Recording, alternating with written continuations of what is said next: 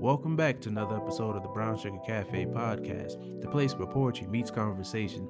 I'm your host, Terrence P. Elmore, and before we get into today's topic, make sure you hit that plus sign so you don't miss an episode. Also, please subscribe to my blog, thebrownsugarcafe.blog, and if you find any value in this episode or any other episodes, make sure you leave a heartfelt review. So with that being said, let's get to it.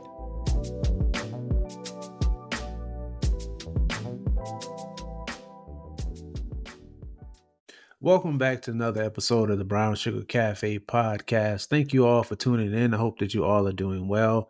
I hope that you all are taking care of yourselves. I want to send a special shout out and prayers to those who are affected by the fires out in California. Keep them in your prayers. And if you're donating, please make sure that these links are legitimate. Sad to say, this is a time when a lot of people take the scamming. But today we have another guest. We're keeping these guests rolling this season and it ain't going to stop. Go ahead and introduce yourself. What up? What up? What up? My name is Kyle A. Greene, and I like to say the A stands for awesome when it really doesn't. The A stands for Aubrey. My mom, she named me Kyle Aubrey Greene. But I feel awesome on today, and I feel awesome because I got a chance to be on the Brown Sugar Cafe podcast with my guy, Terrence. Man, Kyle, thank you for coming on. It's been a minute. How you doing, man? I'm good, man. I'm good. Like we said it on backstage. The last time we probably really physically seen each other was when I was at Blue Cross Blue Shield. I left there a few years ago. I went to Virginia College as a program director over the IT program. I wanted to help students. They were, adults, but still students, Yeah. like find a career in IT. And then I left there when Virginia College closed down. I didn't know anything about for-profit schools. I didn't understand what that meant. Yeah. It was like, we closing down because I'm like, so what are we doing here again? So then I left there. I went to Girl Scouts. So I was working with Girl Scouts, of South Carolina, Mounts the Millings. I was fund development manager, raised money for Girl Scouts, help with programming. And then, man, I just really that first year after COVID, I think COVID happened in 2020. Yeah. And I think that year after that, man, I put all of the chips on the table. I pushed him in and I said, yo, I'm gonna bet on Kyle. I'm gonna bet on Kyle Speaks. And I made that bet. And now we're here today, man. One of the most influential, most sought after youth motivational speakers, not just youth, motivational speakers in the country. Like I'm up there with ET. Yeah. Yeah. Nobody said that, but I said that. Like I'm gonna speak life into my Hey, own you situation. got to. You got to. First off, congratulations on betting on yourself, man. That takes a lot of guts. It takes a lot of, I'm sure, a lot of prayer. And man, you did it. It's a lot of people but they're not willing to actually push themselves to actually do it. So big shout out to you for doing that, man. For those who are not familiar, how did you get started into public speaking? Yeah, so that's a really good question. A lot of people don't typically ask. They see where I am today, but they don't know the journey. They don't know the process that it took to get there. And when you said a lot of people are afraid, typically you're afraid of really the unknown. When I worked at Blue Cross Blue Shield, when I worked at Virginia College, when I worked at Girl Scouts, every 2 weeks I knew that I had a check for X amount of dollars. When you bet on yourself and you say, you know what, I'm gonna try this entrepreneurship journey, you only get paid based off your grind and your effort. And if you're not grinding, if you're not putting any type of effort in, then you don't get paid. And so it can be very scary and it can be a little uneasy if you don't have that spirit of, you know what I'm saying, I'm a grind, I'm a grind, I'm a grind. But what really got me here was, so on March 24th, 2012, I held a rally at Finley Park in Columbia, South Carolina. Yeah, I I called remember it the that. Yeah. 1000 Hoodie March in honor of Trayvon Martin. A few months ago, Trayvon Martin was murdered in Sanford, Florida, when he was walking back from a grocery store or a convenience station. And this guy, George Zimmerman, followed him, pursued him. They got into a scuffle and he was murdered. And when they found out, all he had on him was this iced tea and some Skittles. And so I was sitting in my living room and I was watching Sabrina Fulton. She was speaking at like the 1 million hoodie march that Jesse Jackson and Al Sharpton was holding for her. And she simply said this could have happened to any one of our sons. And so my son had came downstairs and he had gave me this Rockstar hoodie that me and his mom had bought him from Old Navy. He said, "Dad, I can't wear that hoodie anymore because I might get killed like Trayvon Martin." Wow. And so something kind of stirred up in my spirit. And I said I didn't want my son to grow up thinking like that. And he was probably 7 or 8 at the time because I still got pictures when he was like a little kid when he was at Finley Park. And so I get to Finley Park. It's overcast. Matter of fact, it went viral in 2 days on social media. But when I get there, it's overcast. I'm like, God, why would you give me this idea to do this rally if all you're gonna do is let it rain? I was like, people gonna laugh at me. I'm gonna look stupid. And but you told me to do this apparently. And so sometimes, man, God really has the biggest sense of humor because sometimes he knows the ending before you even really understand the beginning. Yeah. And so a few minutes, few hours or whatever passed by, the cloud departed, the sun peeped his head out, and thousands of people came to Finley Park for a vision that I had. And I called it the 1,000 Hoodie March in honor of Trayvon Martin. And I brought white people together, black people, young people, old people, corporate America people from Blue Cross Blue Shield, my friends who were at the state house, state representatives, city councils, and it was like, yo, Kyle, it's about 3,300 people present, and all I asked for 1,000, right? I called it the 1,000 Hoodie March. And so that's how I say, man, God has a crazy sense of humor because sometimes when you put something in the atmosphere, he holds you accountable for it, but he also sends you people that make your dream become a reality. So anybody that's out there listening, anybody out there that's out there watching, if you feel like you have like this thing that was sent from somebody, right? It didn't necessarily come for you, but it's a dream that keeps you up at night. It's the thought that always comes to the forefront of your mind. And you feel like, man, is that God talking to me? Like you can trust and believe that if he gives you something, he is going to give you the resources and the people that'll help turn that dream in your heart a reality for people all over the world. And I simply, I'm a byproduct of that. So I did this rally, walked around Finley Park. They're like, yo, Kyle, you got to speak. I'm like, no, no, no. I'm not a speaker. I don't do that. Like I work in IT. I was Yeah. managing artist, Snook the Rockstar at the time that I met at Benedict College. I'm like, I do music. I don't do speaking. And they're like, nah, bro, you brought all these people. They want to hear from you. And so I just got up, started talking, didn't even know how to hold the mic. I'm like, hey, thank you for coming. They're like, we can't hear you in the back. I was like, oh, my bad, my bad. I'm like, thank you for coming, man. I said I just had this vision and I wanted to do something for my community because oftentimes, man, we don't stand up for our own community on these Yeah. national events. And I wanted the kids in my own community to know that they don't have to be defined just because they wear a hoodie and think that they're a bad person. So I did a rally, and bro, I took that national tragedy and turned it into a personal triumph. And so now Kyle Speaks is kind of what you see all over the country now. Yeah, man, I remember that rally. I wasn't able to attend. I was out of town, but I remember the lasting effect that it had, and people were talking about it Yeah, like not just days afterwards, but like weeks and months yeah, afterwards. Because, man, I remember like that whole time, like when the whole Trayvon Martin thing happened. Well, when we found out about it, because right, apparently it happened before we all started finding out about it, and just thinking, I was just like, man, kids in general wear hoodies all it like and it was right, raining, they wear hoodies right. like raincoats. Yes. So I'm just like, how did he even get to that point where he's just like he looks suspicious because he has on a hoodie?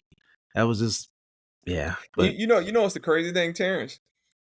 Before it was George Floyd, before it was Sandra Bland, before it was, I mean, name somebody, Tamir Rice, before it was who else? Think of a name. It was Trayvon Martin. His death captured our imaginations on social media in such a way that we just felt like moved and compelled to do something.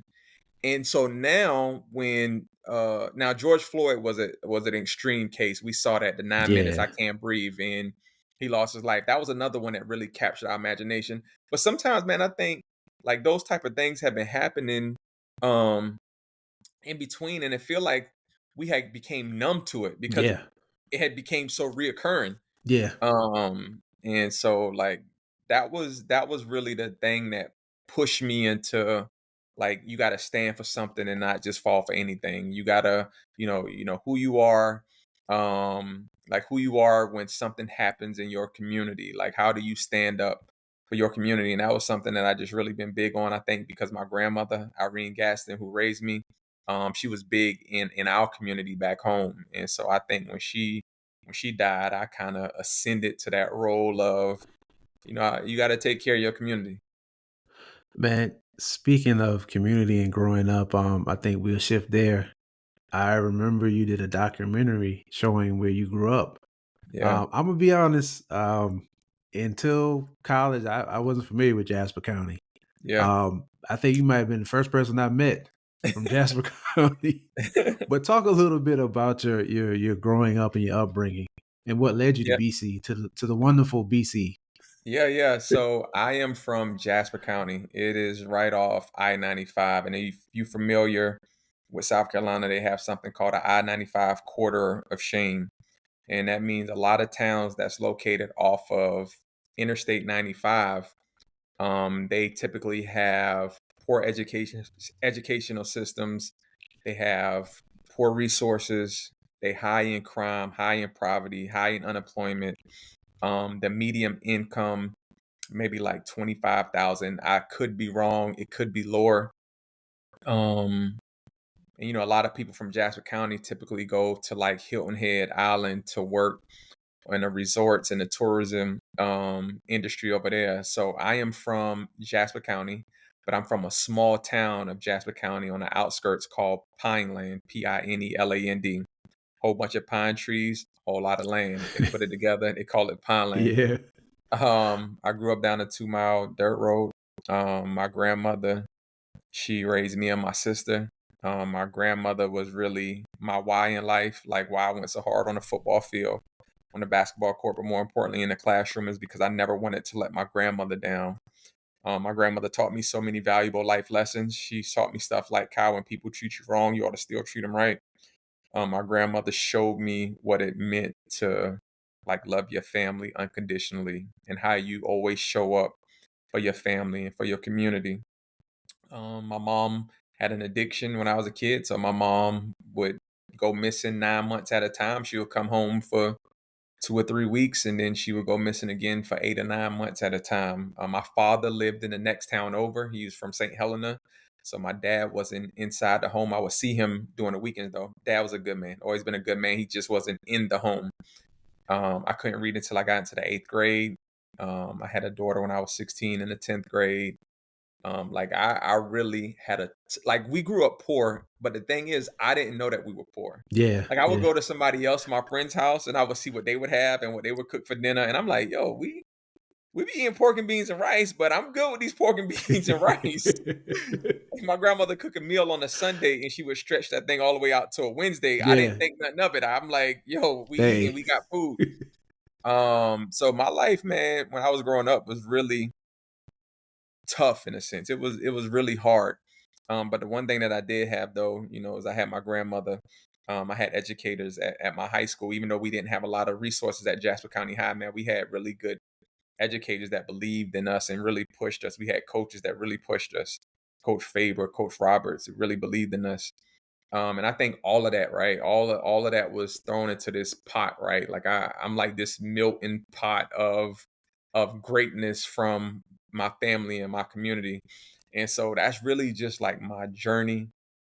That's my story. And so when you saw the documentary that my daughter shot through her eyes, that was kind of what she was capturing. Because most people see where you are today, right? And they yeah, don't yeah, they don't yeah, know your story. They don't yeah. know your journey. They don't know what you come from. And so when I go into schools and I share my story with these kids and they say, dang, like Mr. Kyle, if you made it, I can make it. Because I give them hope. And one of the things that most people don't have is hope. And a little bit of hope can go a long way.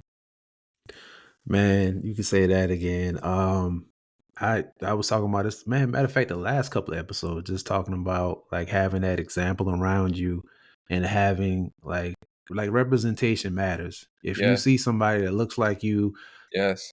and they're doing whatever, it motivates you. It's like it's possible for me. I was talking about like on the last episode I had recorded with well shoot, I talked about it a lot. But talking about like growing up, I didn't have a black male teacher, and often wonder when I figured that out like a couple of years ago. I was just thinking about it. Like my first time having a teacher that was a black man was in college, Wow. and I was like, I wonder if I had had like a black teacher, male teacher growing up, would I have pursued education? Would that have made a difference? Wow. It's just things Yeah. like that. It's like I feel like kids need to be exposed to different things and not just, the things that they may think are cool because there were a lot of things that we were exposed to that we might have thought was corny or what have you, Right. but it was preparing us to be Yes. adults, to be better Yeah. citizens. That's exactly that is so good. And where I'm from, and it was so dope, bro. Like we didn't have the best education system, right? I like if you look at Jasper County right now, like the Department of Education for South Carolina, they've taken over our school finances because we had some issues that happened with the superintendent. We were on the Yeah. verge of being taken over by the state. So, like my district where I'm from has always had problems with test scores, like students not coming to school, not being able to pass standardized tests, not passing end of year tests. But what we had though, we had some really dope teachers, and I can remember black teachers like Mr. Cox, Mr. Johnson, Coach Toomer, Coach Johnson. Like I had male black teachers. We had a black principal, Mr. Seabrooks. Like I remember seeing all that. Like I had a Mr. Brantley and his wife, Miss Brant. Like I remember like these black male figures. And I don't know if I saw it as I want to be like them, but I think when I saw them, I think that I felt something because I knew they always kind of had my best interest. Yeah, yeah. If you know what I mean. So how do you go from Jasper County to college? How does Yeah. that happen? So I was really good in sports. Some people who don't come from nothing, right? They have like this intrinsic motivation to like excel at something. And for me, it was sports. I was good in football, basketball, and track. And so I had a whole lot of interest from a lot of schools.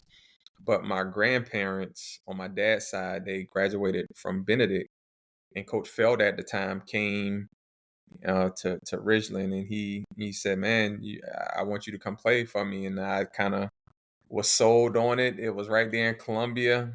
Um, Went to Benedict, and that was one of the best decisions. If you when you look back over your life, you find these defining moments, right?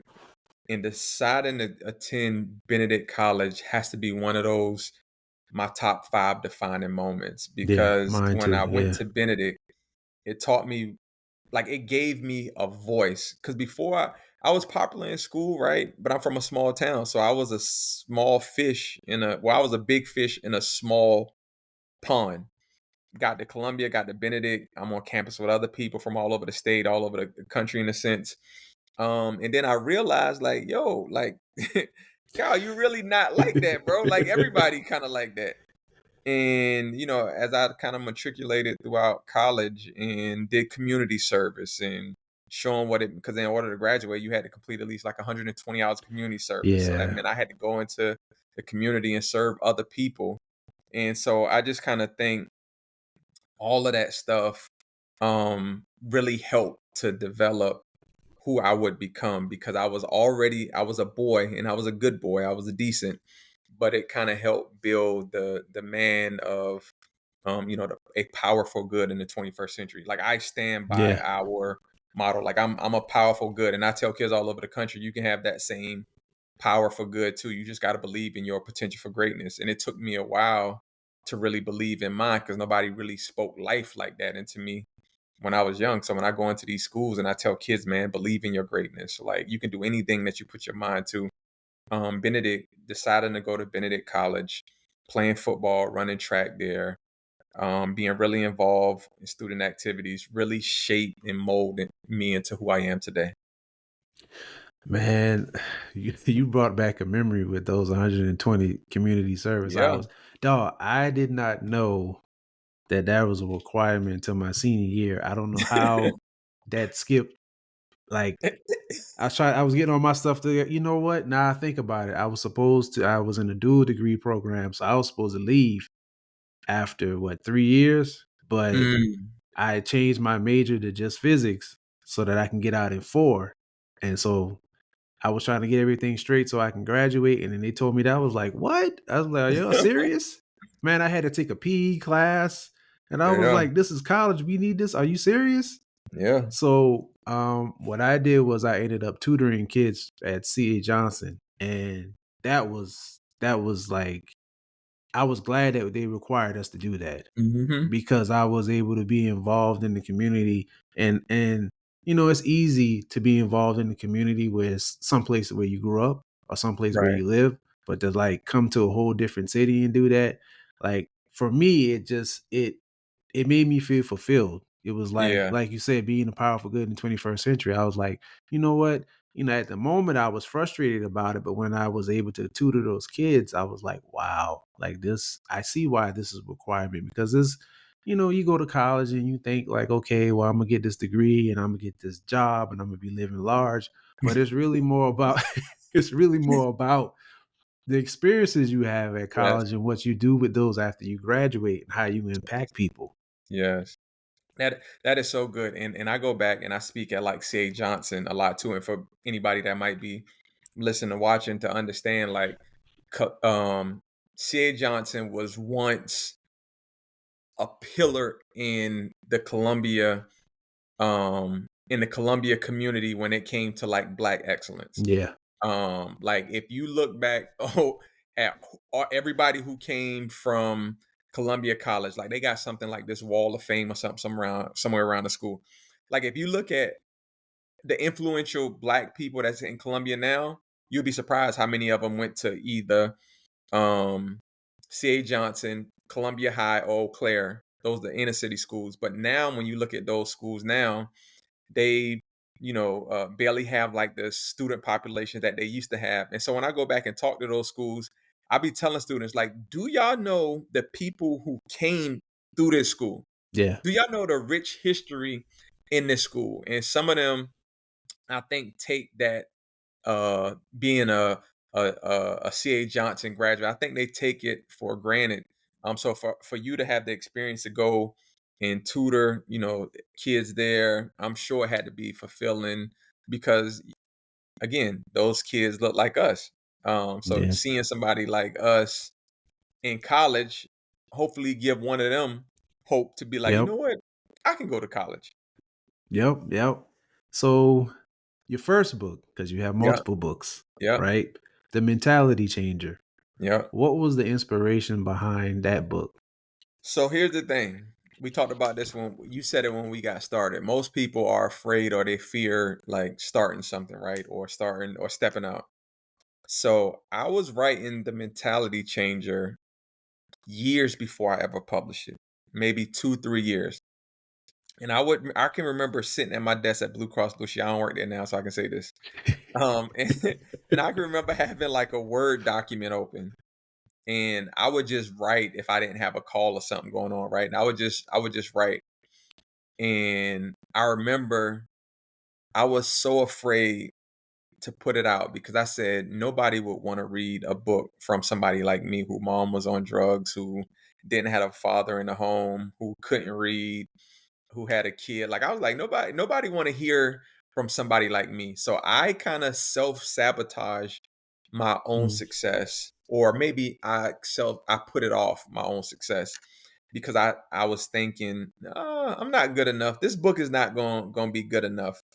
But here's what happened. My mentor, Reverend Senator Clemente Pinckney, who is also from Jasper County, he was murdered in his church on June the 17th, uh, 2015, I think.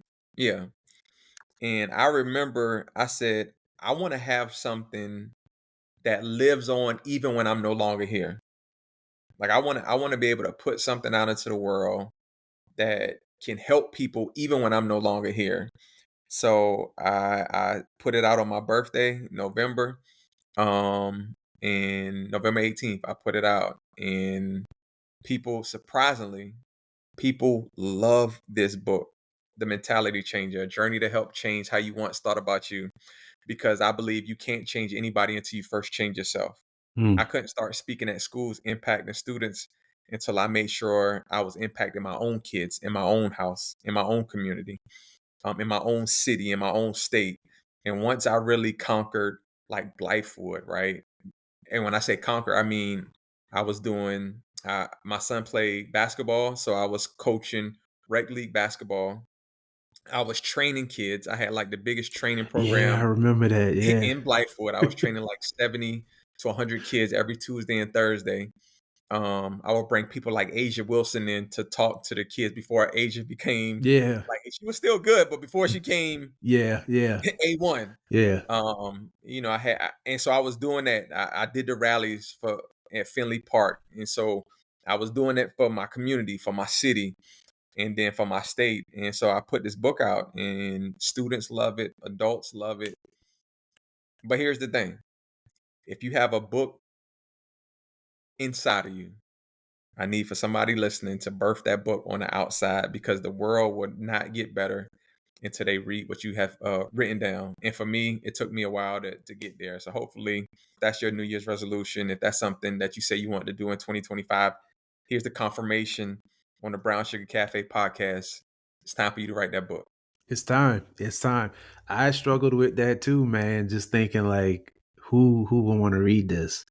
And I Yeah, was like, man, you got to get to that point where you like, if only one person reads it, then it's done its job. that's And it. once you get that in your mind, it's easy. You just like, if one person reads this, I've done my job. And then once you release that thing, it just it's surprising how many people appreciate what you write and just Yes. you putting it into a book form. And it still blows my mind when somebody says something about one of my books or I get a message or something. I'm just like, wow, like thank you. Like when I say thank you, like it really does mean a lot.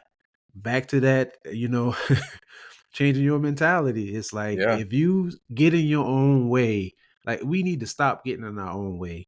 It's a Right. lot of things that we could have done before now that we probably didn't do because we got in our own way. And so, don't be hung up on that or whatever. Just like start now. Like I was telling people like before the new year got in, don't necessarily wait until the new year for your new year Right. resolution. Like start as soon as you think about it. Because to me, you get into a habit of putting things off. Like, you know, say you want to work out and go to the gym, or I'll start Monday. It's like, why not start today or tomorrow? Maybe if it's too late in the night, okay, I kind of understand that. But if you can start tomorrow, start tomorrow. You don't have to always start with like the beginning of the week or beginning of the month, beginning of the Right. year. Just do it. I love saying, don't put off tomorrow what you can do today. Yeah. Like, don't put off tomorrow what you can do today. If you can write that book and have it done by the spring, don't say, "Oh man, I'm gonna wait. I'm gonna wait until the fall." Why? Why you waiting until the fall? Why? Get it get it done in the spring. I remember my second book that I wrote with my daughter. It's called Father Daughter Goals. Um, and I remember when we wrote that book. We wrote it in January because every year we do this social media fast. We was doing it with our church, Fort City, and we would just not be on social media. And we was like, "Yo, what we gonna do?" Because January is such a long month to not have social media. Yeah. We went to Blythewood Library and we wrote this book in 30 days. And now that's my second book. That's the book that we wrote together. That's a book that if you like a daddy's girl, or if father daughter goes with your daughter, dads love the book, daughters love the book. And so I just think, man, like you don't need 2 years to write unless you're writing a book that's research based, Yeah. Yeah. Yeah. evidence based, and you need to do a lot of quantitative or quantitative like data. You don't you don't need 2 years to write a book. Right. That's a good point. Some of y'all tricking yourself. Some of y'all like playing mind games with yourself. Like you don't need as much time as you think. And the thing with time is this: time is the one resource that you'll never get back. Like it's the one resource that you can't recycle and say, "Oh man, I'll get it back." Like the 20 or 30 minutes that we've been on this call, like we'll never get this back. Right. So hopefully we made the very best of these last like 30 minutes where if somebody listens to it, they hear something and we can inspire one person to take action. Because if not, man, then you feel like you wasted it if you don't do something like important with the time that you have. So you know, oh yeah, I'll start my business next year. Yeah. You might not be here next year. Like, And then like look what you at it. waiting on? Right. And then look at and another thing somebody that sticks out in my mind is like if we don't do something, you have to also think about the people that you're probably holding up because they're waiting on Mm. you. The people you haven't Phew. met yet, they're waiting on you. Even the people you know they're waiting on you just to see you do something can inspire them. Seeing you publish that book can inspire them to do something, maybe take cooking lessons, not necessarily write a book themselves, but just seeing you do it. So that's something that often plays in my mind where I find myself almost slipping into like a procrastination. It's like, who am I holding up by procrastinating? That's like your success isn't always for you sometimes. A lot of times your success is for somebody else that might be attached to you. Like, and that could be an attachment from a family member who they see you making it and you done gave them some encouragement. Or that might be somebody on social media who you don't even know that watch you. Like I have so many people be like, yo, Kyle, bro, I see what you're doing, dog. Like like I got a best friend DJ. He was like, man, I be seeing how you be moving, you be making stuff happen. And I was thinking, how is my best friend doing all of this and I ain't got no motion going on? And he was like, bro, like you inspire me. I never thought that my best friend really would be inspired by the work that I do, but I inspired like my best friend. Like you don't know who success is attached to your yes. Like you're not saying a yes to that book. You're not saying a yes to that business. You're not saying a yes to start whatever the case might be. And that is stopping somebody else from starting what they need to do. Mm. How has your journey been so far being a full time speaker? Uh, First of all, congratulations on that. Appreciate it. That's a major move. That's a major move. How's that journey been so far? Man, it's been like one of the most fulfilling journeys that I could have ever like undertaken, right? I get a chance to speak and I speak mainly in the education space.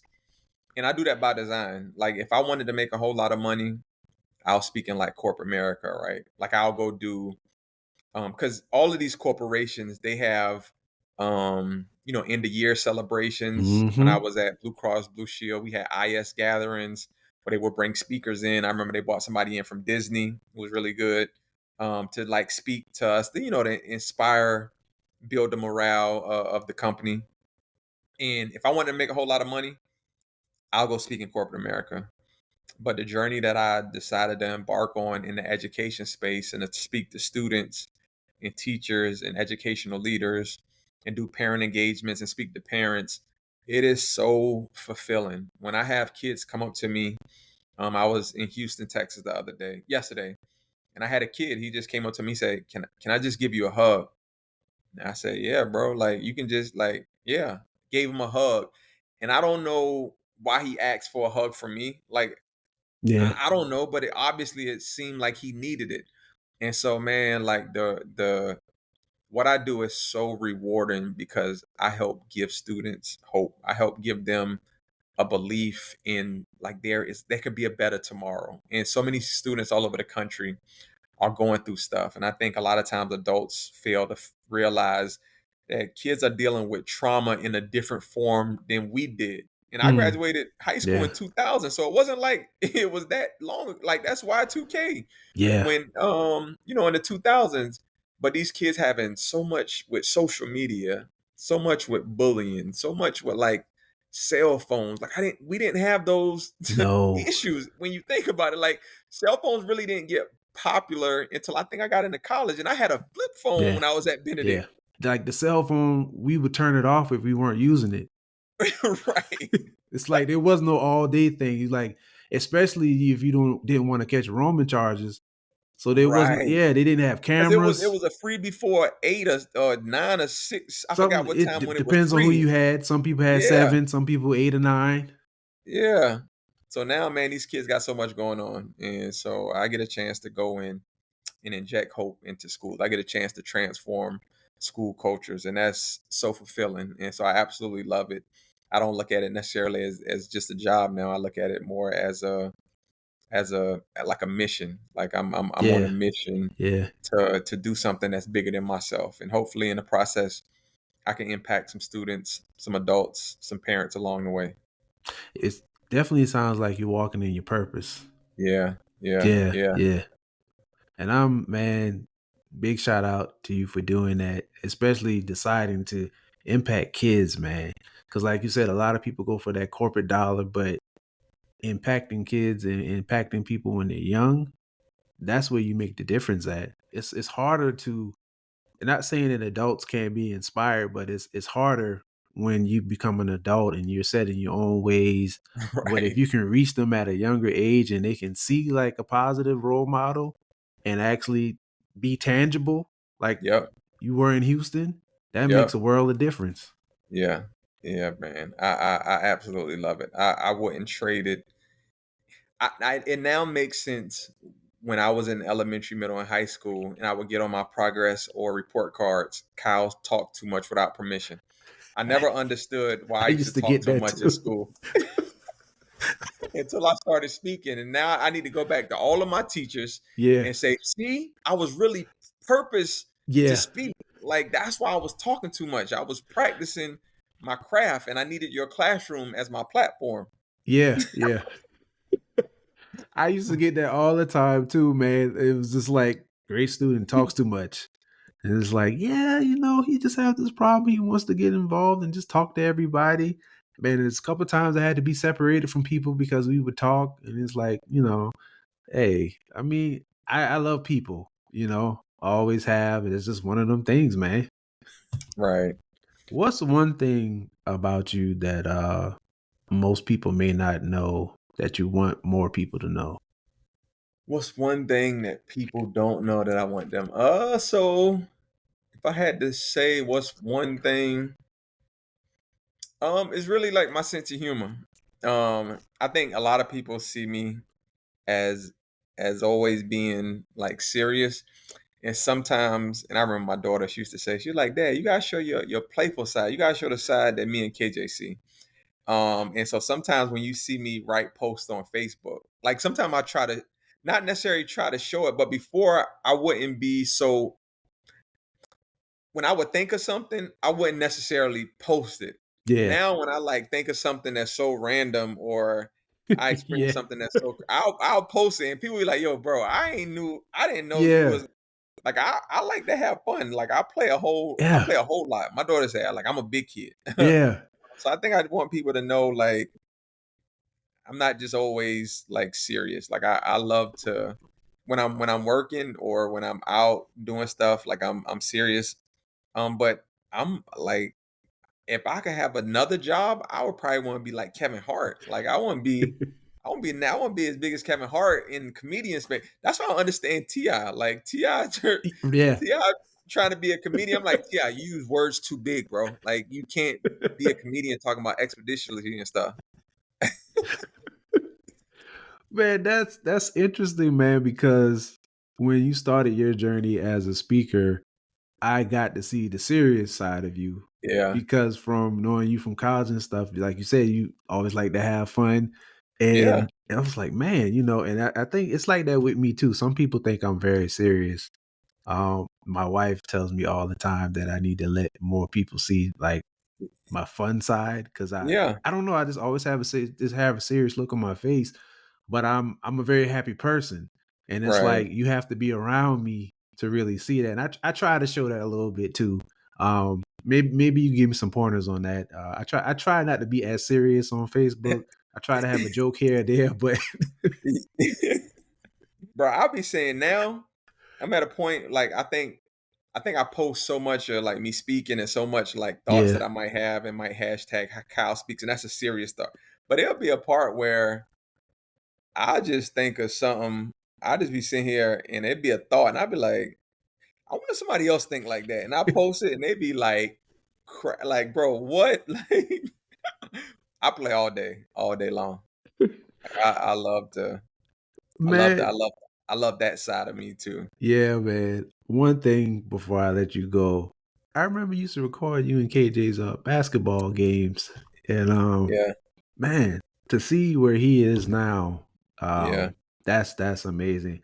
I would have to say that I saw it because there was a point where when you two were playing, Yep. it was Yeah. it was that Yeah. paradigm shift. Yeah, yeah, and the crazy thing is, people like you who saw it saw when it happened. Like when we would play, I would always beat him. I would always beat him, and he would, he wouldn't get there, and then he started slowly getting there. Yeah. And I tell people all the time, the first time that he beat me, I did not let him beat me.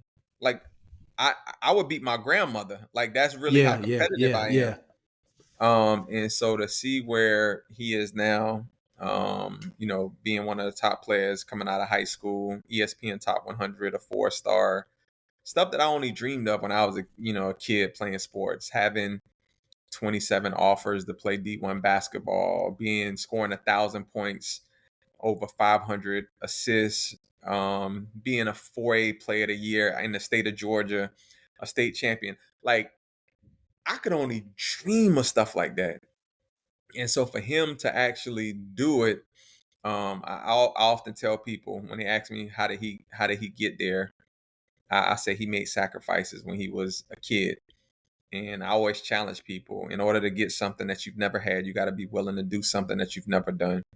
And that involves making a sacrifice. And I don't care if you're an adult listening to this, I don't care how old you are. To get something that you've never had, you got to be willing to do something that you've never done. So if you never made any type of sacrifices in your life and decided to give up something, because in order to get that thing right, you have to give up something. Like to get something, you got to give up something. And when you make sacrifices, they typically sting. They're not Mhm. really popular. You still want to hang out with your friends who you know are toxic, that's not leading you in a direction that you're trying to go. So you might have to cut off that toxic friend that's always trying to get you to go to the club when you telling them, yo, I'm after something else, but they still trying to, you know what? Sometimes they might have to cut people out of your life who holding you from elevating, right? And it's Yeah. not a knock on them. It's just you just trying to get to a different level. And so KJ really made sacrifices younger, as far as with how he was so committed to basketball, how he trained, how he would wake up, how he would put up shots, how he would always go to the gym. And I tell people all the time too is we didn't have like those elite trainers and stuff like that. I trained my son since he Yeah. was a kid. Yeah, Like I every watched it. drill that Yeah. I wanted him to do, I showed him how to do it. And then he did it on me, and he started beating me. So that's when the mentee overtakes the mentor. Yeah, yeah. Yeah. Before I let you get out of here, man, let the people know how they can get in contact with you, how they can follow you, how they can book you, and any final words you have or anything. Yeah, so you can follow me on like all social media platforms. I'm on a social media fast. I kind of be on Instagram and Facebook now whenever I speak, because I have so many kids follow me and message me. So I do respond back to DMs from students and stuff. But on Instagram, it's Kyle Speaks. On Twitter, it's Kyle Speaks. Well, Twitter X is Kyle Speaks. On Facebook, it's just Kyle A. Greene. If you ever want me to come speak at your events you having, I do a lot of stuff in the education space, but I also speak at like church events. I speak at corporate events. You can email me at Kyle, Kyle, at Kyle A, as an awesome green with an E at the end.com. So Kyle at KyleAGreen.com. You can just reach out, man. I love helping where I can. And I want to end with this. I want to say this. Success in your life doesn't just happen. Every morning that you wake up, you're given another opportunity to make it happen. Success is simply a mindset. And those who think that they can become successful many times do, while those who think that they can't many times don't. How are you thinking? How do you view your current situation? Is it success or is it a failure? Are you basing your success on those around you? And if you are, who's to say that they're even successful? Quit looking into the mirror of others trying to find a reflection of what your success looks like. Your success, it looks like you. You own your success. And if you stare up into your mirror long enough and you don't like what's reflecting back at you, only you, not your mother, not your brother, not your sister, your cousin, but only you have the ability to change it. Well, enough said. Everybody go follow Kyle, reach out to him for bookings, connect with him. And remember, as always, keep pushing forward. Thank you for tuning in to another episode of the Brown Sugar Cafe podcast. Once again, I'm your host, Terrence P. Elmore, and this is the place where poetry meets conversation. Hit that follow button and turn on your notifications so you won't miss an episode. Check out my blog, thebrownsugarcafe.blog. Also connect with me on Instagram at thebrownsugarcafe. Hope you enjoyed this episode, and as always, remember, keep pushing forward.